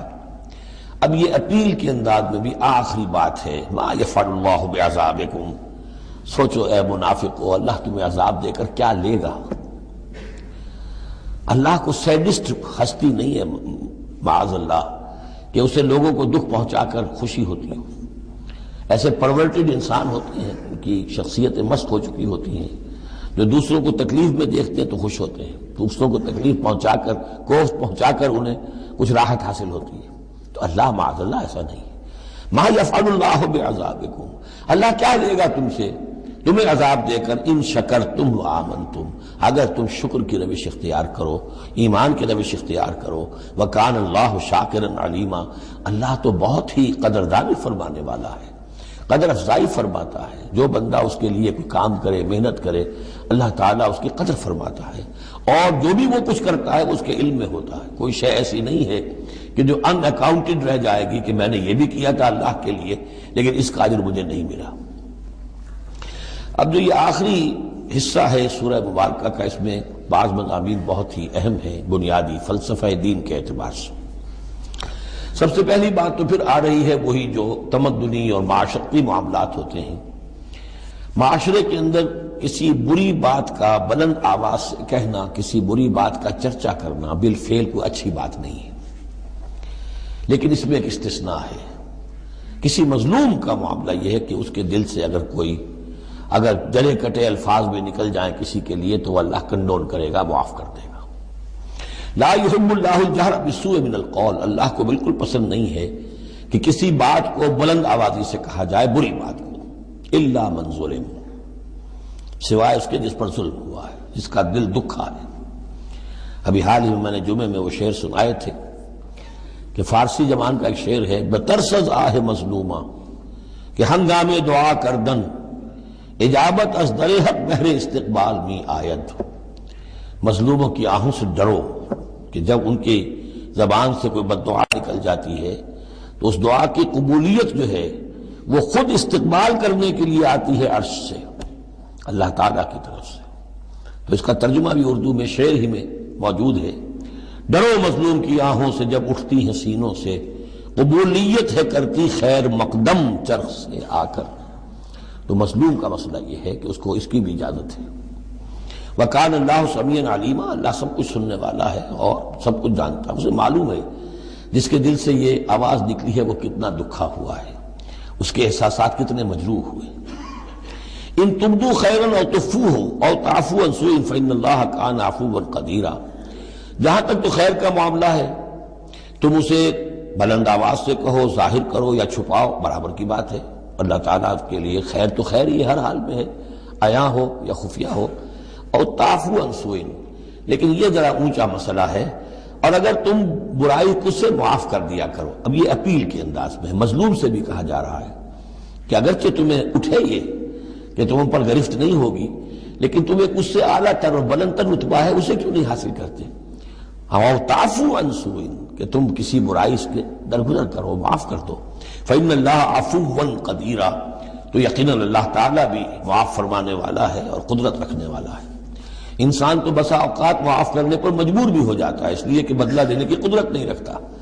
اللہ تو مقتدرہ ہے، قدیر ہے، وہ تو جو چاہے فوراً جو ہے دیر اینڈ دین حساب چکا دے، لیکن نہیں، پھر بھی وہ اس کے باوجود وہ معاف فرماتا ہے۔ اب پھر یہ بہت اہم مضمون آ گیا ہے، وحدت الادیان کا جو ایک بنیادی جڑ ہے، اس کی جڑ کو یہاں کاٹی جا رہی ہے۔ غلط فلسفہ جو وحدت ادیان کا، میں نے آپ کو بتایا تھا کہ فلسفہ وحدت ادیان کا ایک حصہ صحیح ہے کہ اوریجن سب کا ایک ہے، لیکن یہ کہ اب جو شکلیں ہیں ان کی وہ ایک ہے، اس سے بڑی حماقت اور جہالت اور ضلالت اور گمراہی اور کوئی نہیں۔ اب یہ کانٹے کی بات بتائی جا رہی ہے کہ اصل میں دین میں جس چیز کی وجہ سے غلطی پیدا ہوتی ہے وہ کیا ہے؟ اللہ اور رسولوں میں تفریق پیدا کر دینا۔ ایک ہے رسولوں میں تفریق کرنا، ایک رسول کو ماننا ایک کو نہ ماننا، ایک ہے اللہ کو علیحدہ کر دینا، رسول کو علیحدہ کر دینا۔ یہ جہالت ہے جو فتنہ انکار حدیث میں، فتنہ انکار سنت میں، اور یہ کہ بس اہل قرآن جو اپنے آپ کو سمجھتے ہیں کہ رسول کا کام تھا قرآن پہنچا دینا، اللہ اللہ خیر صلی اللہ۔ اب اصل معاملہ ہمارا اور اللہ کا، اللہ کی کتاب ہے، ہم بھی سمجھتے ہیں، عربی زبان میں ہے، ہم اس کو خود سمجھیں گے، خود اس پر عمل کریں گے۔ باقی رسول نے اپنے زمانے میں مسلمانوں کو اس کی جو تشریح سمجھائی تھی، ٹھیک ہے، اس وقت انہوں نے قبول کر لی، لیکن رسول کی تشریح جو ہے وہ دائمی نہیں ہے، دائمی شے صرف قرآن ہے، گویا کہ اللہ کو اور رسول کو جدا کر دیا۔ وہ بات یہاں آ رہی ہے، ان الذین یکفرون باللہ ورسلہ، یقیناً وہ لوگ جو کفر کرتے ہیں اللہ کا اور اس کے رسولوں کا، وَيُرِيدُونَ أَن يُفَرِّقُوا بَيْنَ اللَّهِ وَرُسُلِهِ، اور وہ چاہتے ہیں کہ تفریق کر دیں اللہ کے اور اس کے رسولوں کے مابین۔ یہ دین الہی بھی یہی تھا کہ بس اللہ کا دین سمجھو، رسول سے کیا نسبت ہے؟ جب رسول کی نسبت ہو جائے گا یہ دین مسیح ہے، یہ دین موسیٰ ہے، یہ دین عیسیٰ ہے، یہ دین فلاں ہے، اگر رسولوں کا یہ فیکٹر جو ہے، جو ڈفرینشیٹنگ فیکٹر ہے، نکال دیا جائے تو اللہ تو سب کا کامن ہے، تو دین الہی ہو گیا۔ ان الذین یکفرون باللہ ورسلہ ویریدون ان یفرقوا بین اللہ ورسلہ ویقولون نؤمن ببعض ونکفر ببعض، اور وہ یہ کہتے ہیں کہ ہم کچھ کو مانیں گے کچھ کو نہیں مانیں گے، یعنی اللہ کو مانیں گے، رسولوں کا ماننا ضروری نہیں ہے، اللہ کی کتاب کو مانیں گے، رسول کی سنت کا ماننا کوئی ضروری نہیں۔ ویریدون ان یتخذوا بین ذلک سبیلا، اور وہ چاہتے ہیں کہ اس کے بین بین ایک راستہ نکال لیں، اللہ کو ایک طرف کر دیں، رسول کو ایک طرف کر دیں۔ اولئک ہم الکافرون حقا، یہ لوگ کٹر کافر ہیں، ان کے کافر ہونے میں کوئی شک نہیں، یہ حق کہ یہ کافر ہیں۔ وَأَعْتَدْنَا لِلْكَافِرِينَ عَذَابًا مُهِينًا، اور ہم نے ایسے کافروں کے لیے بڑا اہانت آمیز عذاب تیار کر رکھا ہے۔ وَالَّذِينَ آمَنُوا بِاللَّهِ وَرُسُلِهِ، اور جو لوگ ایمان رکھتے ہیں اللہ پر اور اس کے رسولوں پر، وَلَمْ يُفَرِّقُوا بَيْنَ أَحَدٍ مِّنْهُمْ، اور انہوں نے ان میں سے کسی کے مابین کوئی تفریق نہیں کی، نہ اللہ کو رسول سے جدا کیا، نہ رسول کو رسول سے جدا کیا۔ ہم تو سب کو مانتے ہیں، لا نفرق بین احد من رسلہ، ان کو بھی مانتے ہیں جن کے نام قرآن مجید میں آ گئے ہیں، اور مانتے ہیں کہ اور بھی بے شمار آئے ہوں گے، یقین کے ساتھ نہیں کہہ سکتے، تعین کے ساتھ نہیں کہہ سکتے، یہ معلوم ہے اور بھی بہت نبی آئے، کسی پرٹیکولر پرسن کے بارے میں یقین کے ساتھ نہیں کہہ سکتے، یہ یقین سے کہہ سکتے ہیں کہ بے شمار نبی اور بھی آئے، رسول اور بھی آئے۔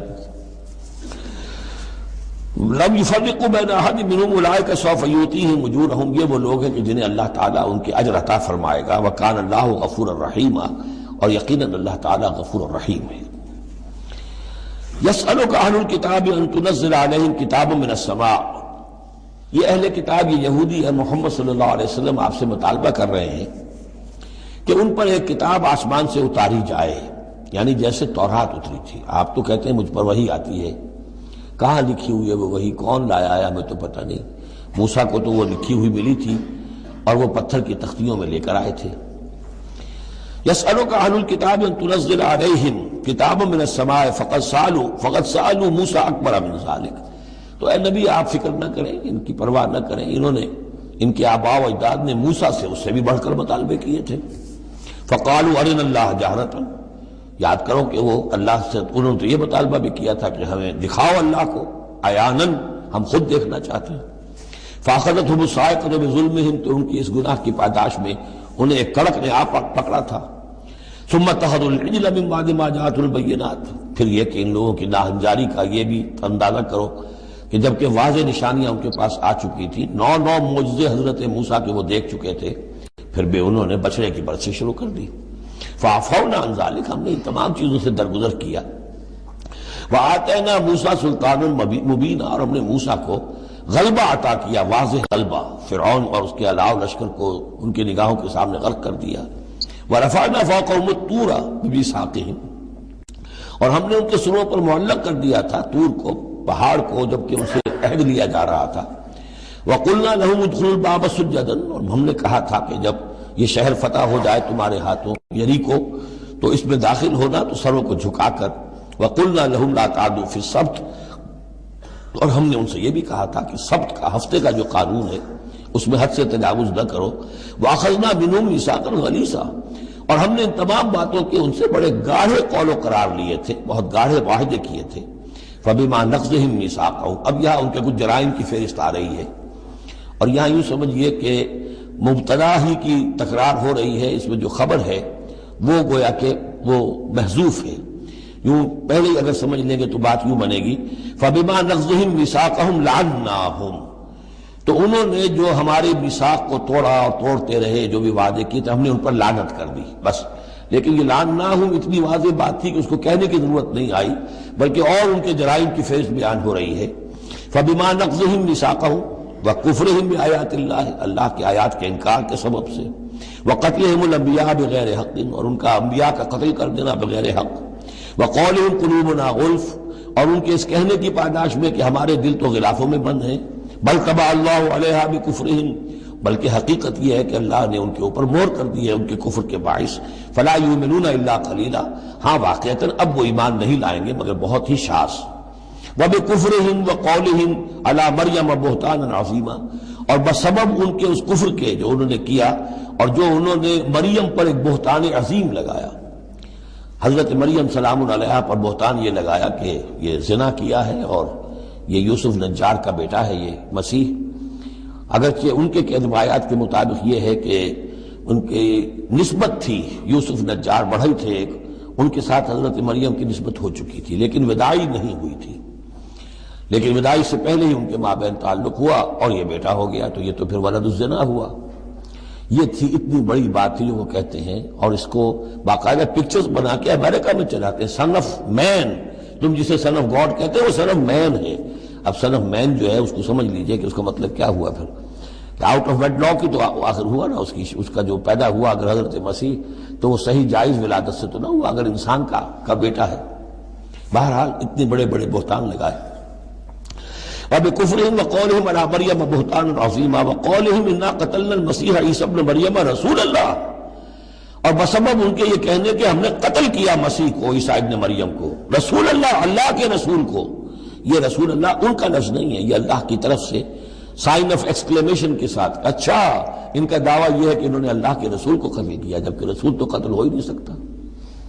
کتب اللہ لاغلبن انا ورسلی، یہ تو اللہ کا فیصلہ ہے، طے شدہ لکھا ہوا ہے کہ میں اور میرے رسول تو غالب آ کر رہیں گے۔ تو ان کی تو یہ جرأتیں ہیں کہ یہ سمجھتے ہیں کہ انہوں نے اللہ کے ایک رسول کو قتل کیا ہے۔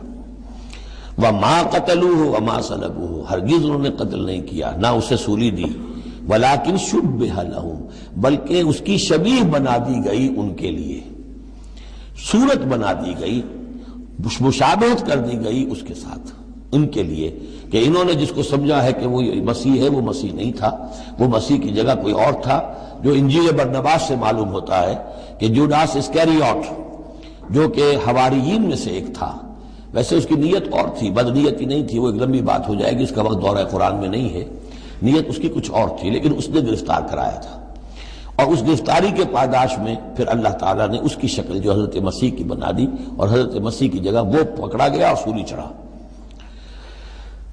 وما قتلوه وما صلبوه ولكن شبه لهم وان الذين اختلفوا فيه لفي شك منه، اور جو لوگ اس کے بارے میں اختلاف میں پڑے ہوئے ہیں وہ شکوک و شبہات میں ہیں، انہیں خود پتہ نہیں کہ ہوا کیا، کیسے ہوا۔ ما لهم به من علم، ان کے پاس اس کے ضمن میں کوئی علم نہیں ہے، الا اتباع الظن، سوائے اس کے کہ اٹکل پچو کے تیر چلاتے ہیں۔ وما قتلوه یقینا، یہ بات یقینی ہے کہ اسے قتل نہیں کیا گیا، وہ قتل نہیں ہوا، وہ صلیب نہیں دیا گیا علیہ الصلاۃ والسلام، بل رفع اللہ الیہ، بلکہ اللہ نے اسے اٹھا لیا اپنی طرف، وکان اللہ عزیزا حکیما، اور اللہ تعالی زبردست ہے، کمال حکمت والا۔ اس کی تفصیل میں آپ کو پہلے بتا چکا ہوں کہ کیا شکل پیش آئی تھی اس باغ میں جہاں حضرت مسیح اپنے حواریین کے ساتھ روپوش تھے، جو کہ تفصیل انجیل برنباس میں ہے۔ وَإِن مِّنْ أَهْلِ الْكِتَابِ إِلَّا لَيُؤْمِنَنَّ بِهِ قَبْلَ مَوْتِهِ، اور نہیں رہے گا اہل کتاب میں سے کوئی بھی مگر اس پر ایمان لا کر رہے گا اس کی موت سے قبل، یعنی حضرت مسیح مرے نہیں ہیں، زندہ ہیں، وہ دوبارہ آئیں گے، اور دوبارہ جب آئیں گے تو اہل کتاب میں سے کوئی شخص نہیں رہے گا جو ان پر ایمان نہ لے آئے۔ وَيَوْمَ الْقِيَامَةِ يَكُونُ عَلَيْهِمْ شَهِيدًا، اور قیامت کے دن وہی ان کے خلاف گواہ بن کر کھڑا ہوگا۔ یہ خلاف گواہی وہی آ گئی جو ہم نے پڑھا تھا 41ویں آیت میں، فَكَيْفَ إِذَا جِئْنَا مِن كُلِّ أُمَّةٍ بِشَهِيدٍ وَجِئْنَا بِكَ عَلَىٰ هَٰؤُلَاءِ شَهِيدًا، ہر نبی کو اپنی قوم کے خلاف گواہی دینی، لہذا حضرت مسیح علیہ السلام اپنی اس قوم، اپنی امت کے خلاف گواہی دیں گے۔ فَبِظُلْمٍ مِّنَ الَّذِينَ هَادُوا حَرَّمْنَا عَلَيْهِمْ طَيِّبَاتٍ أُحِلَّتْ لَهُمْ، تو اللہ تعالیٰ کی ایک سنت یہ بھی ہے کہ کوئی قوم اگر کسی معاملے میں حد سے گزرتی ہے تو اس کو سزا کی ایک شکل یہ بھی ہوتی ہے کہ حلال چیزوں سے بھی محروم کر دیا جائے، حرام کر دی جائیں۔ تو ان لوگوں نے جنہوں نے یہودیت اختیار کی، ان کی اسی غلط روش کے باعث حرمنا علیہم طیبات، ہم نے بعض پاکیزہ چیزیں بھی ان پر حرام کر دیں، احلت لہم، جو کہ اصلاً ان کے لیے حلال تھیں، جیسے کہ حضرت یعقوب علیہ السلام نے اگر اونٹ کا گوشت کھانا چھوڑ دیا تھا تو اللہ تعالیٰ تورات میں فرما دیتے کہ بھئی یہ حرام نہیں ہے، یہ تو اسرائیل نے، حضرت یعقوب نے خود کر لیا تھا، لیکن اللہ نے کہا اچھا ٹھیک ہے، ان کی جو ہے یہ سزا رہے، ان پر جو تنگی ہے وہ رہے۔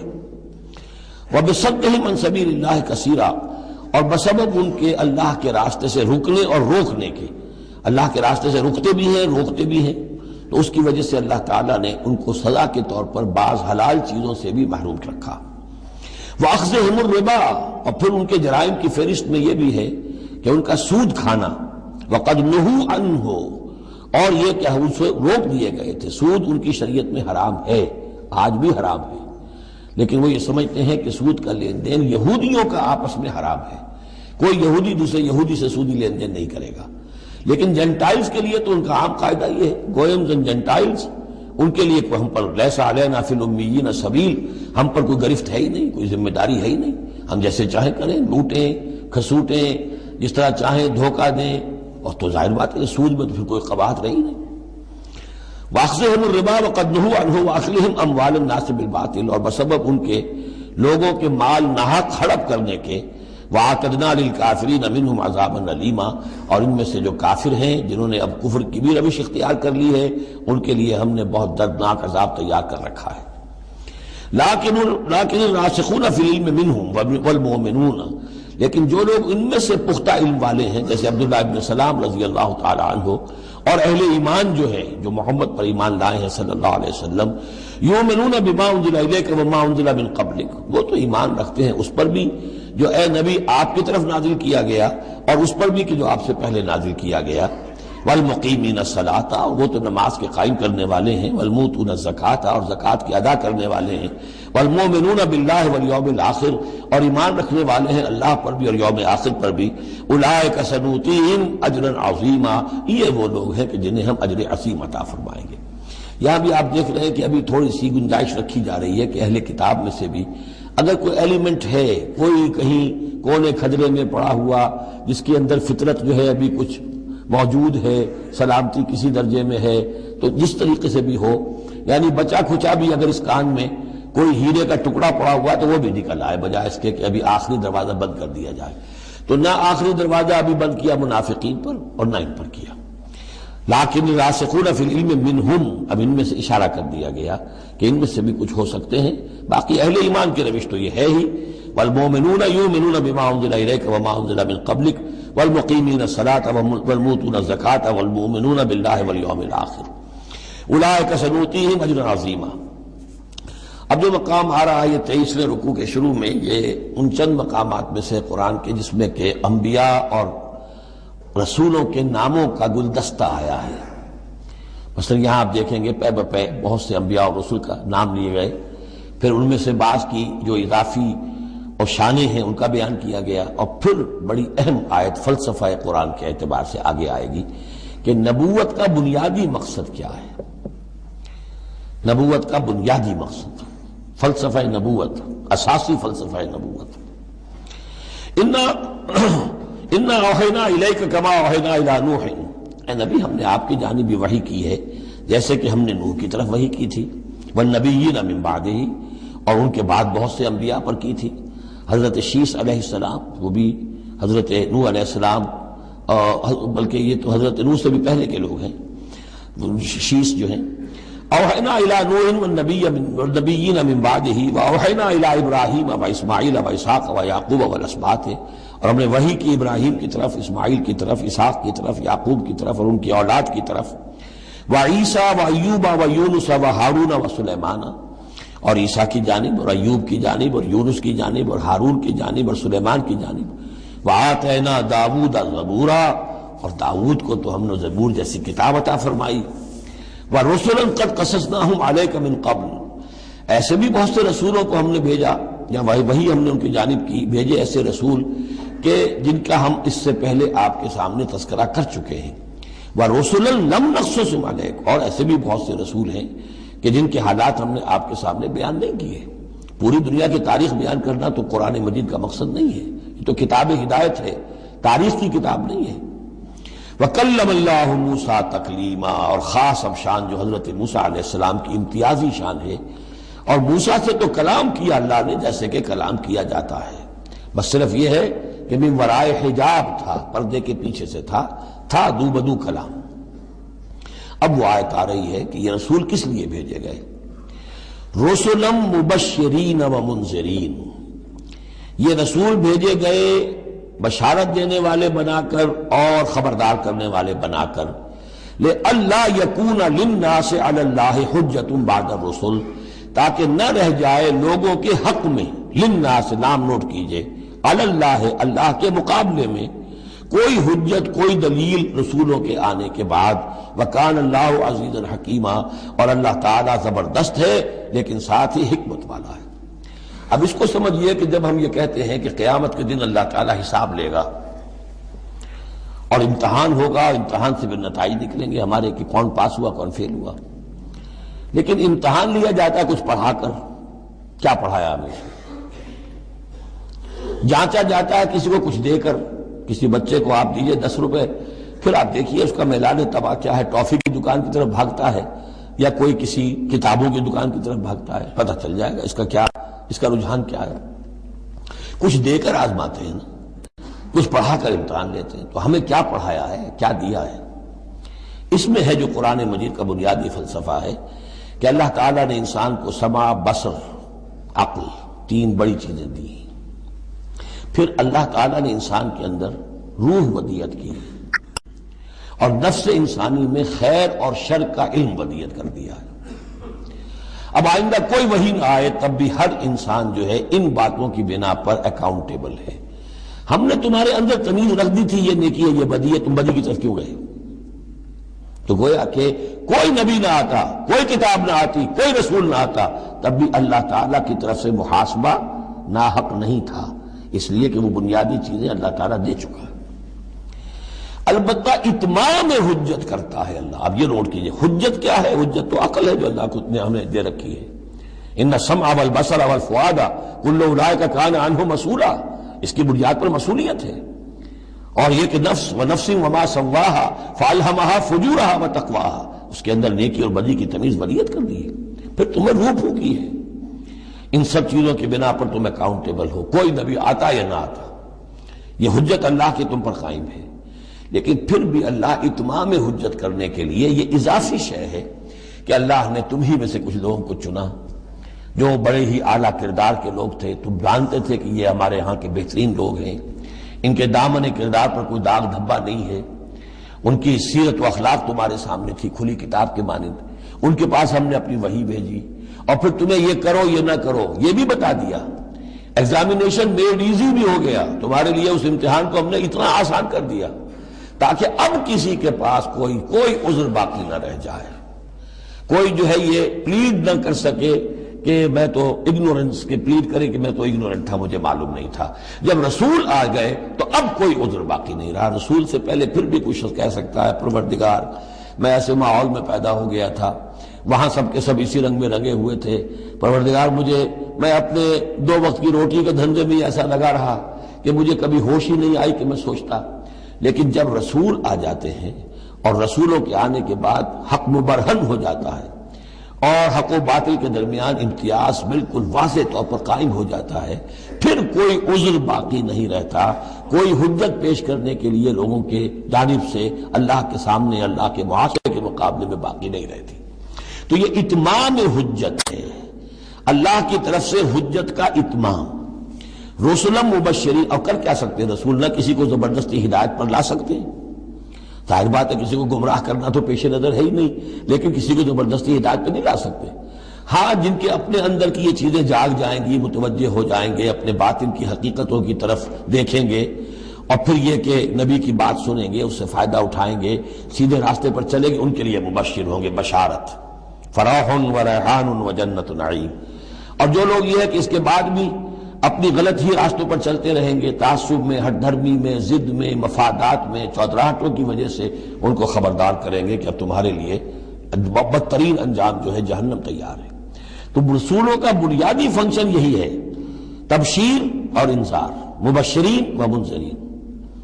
کس لیے؟ لے اللہ یکونا، تاکہ نہ رہ جائے، للناس، لوگوں کے پاس، لوگوں کے حق میں، اللہ اللہ کے مقابلے میں، یعنی اللہ کی حجت، اللہ کے محاسبے کے مقابلے میں، حجت، کوئی حجت، کوئی عذر، کوئی بہانہ باقی نہ رہے بعد الرسل، رسولوں کے آنے کے بعد۔ وکان اللہ عزیز حکیمہ، اللہ عزیز ہے، بغیر رسولوں کے بھی محاسبہ کرے، اختیار اس کا مطلق ہے، حکیم ہے، اس نے یہ نظام بنایا ہے اپنے محاسبہ اخروی کے لیے۔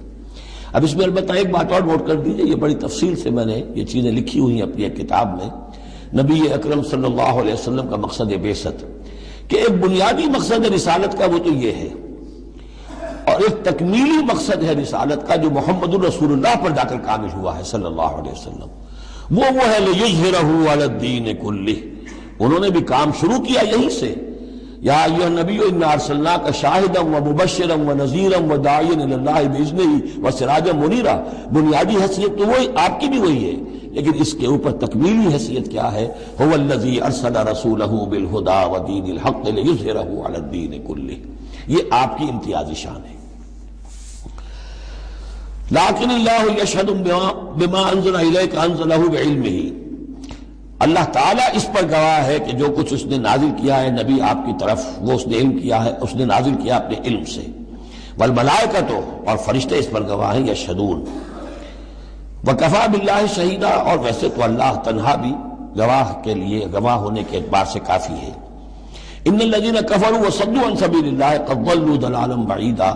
اب محمد کے آنے کے بعد صلی اللہ علیہ وسلم پھر بھی جو لوگ کفر پر اڑے رہے اور رکے رہے اور روکتے رہے اللہ کے راستے سے دوسروں کو، وہ تو پھر بہک گئے ہیں، بھٹک گئے ہیں، ضلالا بعیدا، اور یہ اپنے بھٹکنے میں اور بہکنے میں، گمراہی میں بہت دور نکل گئے۔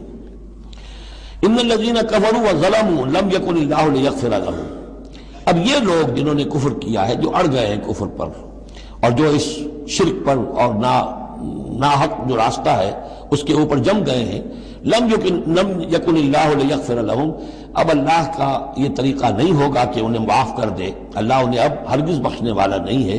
ولا لیہدیہم طریقہ، اور نہ یہ کہ انہیں کسی راستے کی ہدایت دے، الا طریقہ جہنم، سوائے ایک راستے کے، اور وہ جہنم کا راستہ ہے۔ اب تو وہی کھلی ہوئی ہے شاہراہ، اسی پر یہ بگٹر دوڑتے رہیں، خالدین فیہا، وہ اس میں ہمیشہ ہمیش رہیں گے، ابدا، ہمیشہ ہمیش۔ وکان ذلک علی اللہ یسیرا، اور یہ اللہ پر بہت آسان ہے۔ دیکھیے اس کو مقابلے میں لائیے، ما یفعل اللہ بعذابکم، اللہ کیا کرے گا تمہیں عذاب دے کر، لیکن اس سے یہ نہ سمجھے کہ اللہ عذاب نہیں دے گا۔ یقیناً اللہ سیڈسٹ نہیں ہے، یقیناً اللہ کو عذاب دے کر خوشی نہیں ہوگی، لیکن یہ کہ اس کا ایک ضابطہ ہے، اس کا ایک قانون ہے، اسی پر اس نے دنیا بنائی ہے، لہذا اس کے مطابق وہ عمل تو کرے گا، اور یہ اس پر کوئی بھاری گزرنے والی بات نہیں ہے کہ اپنی ہی مخلوق کو، اس لیے کہ بعض ملنگ قسم کے صوفی جو ہیں وہ یہ بھی کہتے ہیں کہ یہ اللہ بڑا رحیم ہے، اب کیا وہ اپنی مخلوق کو جہنم میں جھونک دے گا؟ یہ تو ایسے ڈراوے کے لیے، ذرا سیدھا کرنے کے لیے جیسے بچوں کو ڈانٹ دیتا ہے باپ ہو ماں ہو، میں تیرا قیمہ کر دوں گی، تو کوئی کیا قیمہ کر دے گی کوئی ماں اپنے بچے کا؟ لیکن یہ تو اصل میں صرف ڈراوا ہے اور کچھ نہیں، لیکن یہ بات صحیح نہیں ہے۔ اسی لیے اللہ تعالیٰ کہتا ہے کہ کان ذالک علی اللہ یسیرا، اللہ کے لیے یہ بہت آسان ہے، بہت ہلکی بات ہے اس کے لیے۔ یا ایھا الناس، اب یوں سمجھیے کہ کنکلوڈنگ حصہ جو ہے سورہ مبارکہ کا، یا ایھا الناس قد جاءکم الرسول بالحق من ربکم فآمنوا خیرا لکم۔ اس عبارت میں جو زور ہے، میں نے کوشش کی ہے کہ میں اسے اپنی آواز کے ذریعے سے واضح کروں۔ اے لوگوں، تمہارے پاس آ چکا ہے رسول حق کے ساتھ، یعنی اب تم یہ نہیں کہہ سکو گے کہ رسول نہیں آیا، ہمیں پتہ نہیں تھا۔ You won't be able to plead ignorance، یہ نہیں کہہ سکتے کہ ہمیں معلوم نہیں تھا، ہم پر بات کھولی نہیں گئی، ہم پر بات واضح نہیں ہوئی، یہ بہانہ ختم ہو گیا محمد کے آنے کے بعد۔ یا ایھا الناس قد جاءکم الرسول بالحق من ربکم فآمنوا خیرا لکم، ایمان لے آؤ، یہی تمہارے لیے بہتر ہے، بلکہ صحیح ترجمہ ہوگا اسی میں تمہاری خیریت ہے۔ وَإِن تَكْفُرُوا فَإِنَّ لِلَّهِ مَا فِي السَّمَاوَاتِ وَالْأَرْضِ، اور کفر پر اڑے رہو گے تو اللہ تعالیٰ کا کیا بگاڑ لو گے؟ آسمانوں اور زمین میں جو کچھ ہے وہ اللہ ہی کا ہے۔ وَكَانَ اللَّهُ عَلِيمًا حَكِيمًا، اللہ علیم ہے، حکیم ہے۔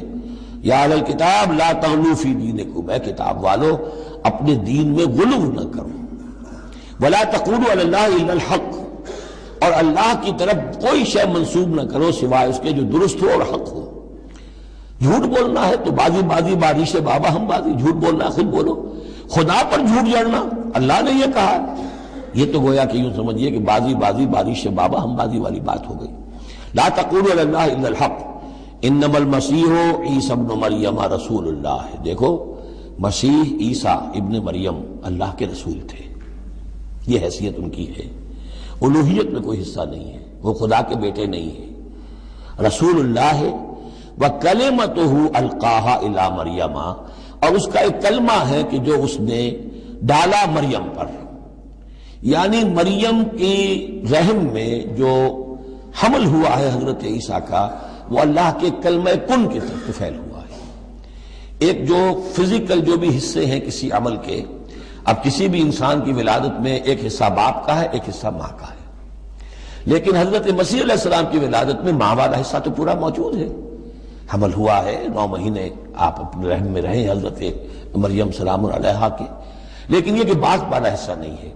تو اللہ تعالیٰ کے ہاں جہاں پر بھی کوئی اس طرح کا لنک جو ہے، جو میٹیریل لنکس ہیں جو، وہ اگر کہیں ٹوٹا ہے تو کن، اللہ کا ایک کن جو ہے، اللہ کا ایک امر، وہ وہاں پر کفایت کرتا ہے۔ اس معنی میں اللہ تعالیٰ کے کلمے ہیں، کلمتہ القاہا الی مریم، اور روح من، اور ایک خاص روح ہے اللہ کی طرف سے، یعنی روح تو ویسے سب کی اللہ کی طرف سے ہے، لیکن یہ کہ روحوں کے بڑے اونچے مراتب بھی ہیں۔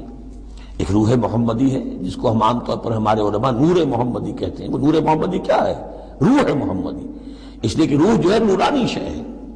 ملائکہ بھی نور سے پیدا ہوئے ہیں، اور انسانی جو ارواح ہے وہ بھی نور سے پیدا ہوئی ہیں، جنات نار سے پیدا ہوئے ہیں، حیوانات اور انسان کا بھی حیوانی جسم جو ہے یہ مٹی اور پانی سے پیدا ہوا ہے، سیدھی بات ہے۔ تو چونکہ ارواح جو نورانیاں ہیں تو وہ نور تو ہے، تو حضور کی نور، حضور کی روح اس کی اپنی شان ہے، حضرت عیسیٰ کی نور کا نور اور ان کی روح ان کی اپنی شان، روح من فآمنوا باللہ ورسولہ، پس ایمان لاؤ اللہ پر اور اس کے رسولوں پر، ولا تقولوا ثلاثہ، اور دیکھو تثلیث کا عقیدہ مت گھڑو، یہ نہ کہو کہ تین، ایک میں تین، تین میں ایک، الوہیت تین میں ہو گئی، تین اقنوم ہے۔ انتہوا خیرا لکم، باز آ جاؤ، اسی میں تمہاری خیریت ہے۔ انما اللہ الہ واحد، جان لو اللہ تو ایک ہی الہ واحد ہے، تنہا ہے۔ سبحانہ ان یکون لہ ولد، وہ پاک ہے اس سے کہ اس کے کوئی بیٹا ہوتا یا اولاد ہوتی۔ لہ ما فی السماوات و ما فی الارض، آسمانوں اور زمین میں جو کچھ ہے اسی کا ہے، اس کی ملکیت ہے۔ وکفی باللہ وکیلا، اور اللہ کافی ہے بطور کارساز۔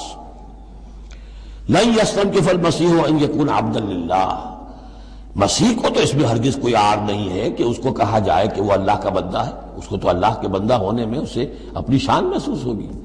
جب ہم کہتے ہیں وَنَشْهَدُ أَنَّ مُحَمَّدًا عَبْدُهُ وَرَسُولُهُ، تو یہ عبدیت کی شان تو اور بلند و بالا ہے، رسالت سے بھی اوپر ہے، یہ ایک علیحدہ مسئلہ ہے، پھر کبھی اس کو بیان کروں گا۔ تو لن یستنکف المسیح ان یکون عبدا للہ، یہ کوئی بات ان کے لیے کوئی آڑ کی نہیں ہے کہ وہ اللہ کے بندے ہوں. بل الملائکۃ المقربون، اور نہ ہی جو ملائکہ مقربین ہیں انہیں اس میں کوئی آڑ ہے کہ انہیں اللہ کا بندہ سمجھا جائے، سب بندے ہیں.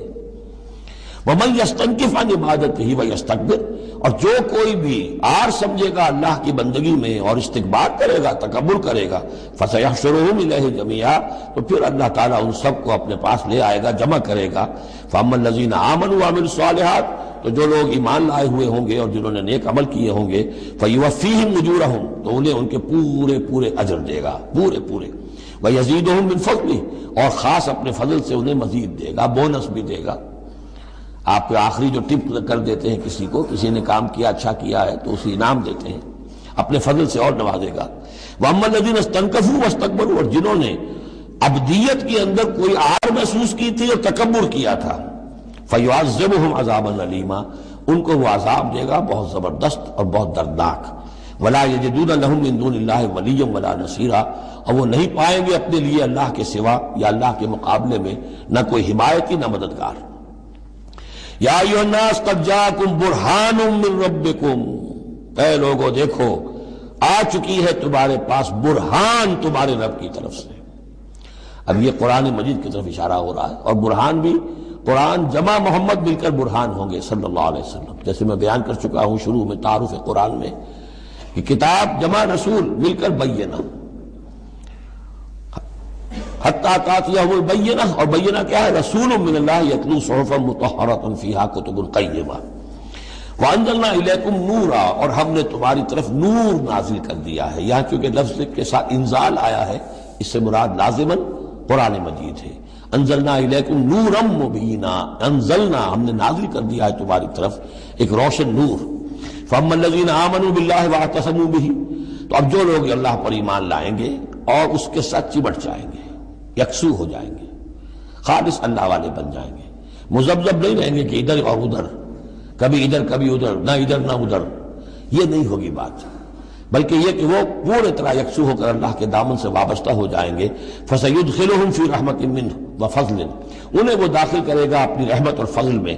وَيَهْدِيهِمْ إِلَيْهِ صِرَاطًا مُسْتَقِيمًا، اور پھر یہ کہ انہیں چلائے گا صراط مستقیم پر جو اس تک لے آئے گی، وہ صراط مستقیم. یہدیہم الیہ، اپنی طرف ہدایت دے گا سہج سہج رفتہ رفتہ، الہ اپنے پاس اپنے خاص فضل و کرم کی جوار رحمت میں لے آئے گا، صراطا مستقیما، سیدھے راستے پر چلا کر.